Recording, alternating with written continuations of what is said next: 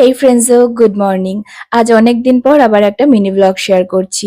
লাস্টের কয়েকটা উইক একদমই ভালো ছিল না আমার জন্য। বাট যাই হোক, আমি গিভ আপ করার মেয়ে নয়। সকালে ব্রেকফাস্টটা মায়ের চাপে পড়েই সারলাম। দেন একটা ব্র্যান্ড শুট ছিল, তো সেটার জন্যই সেট আপ রেডি করে একটু রেডি হয়ে গেলাম।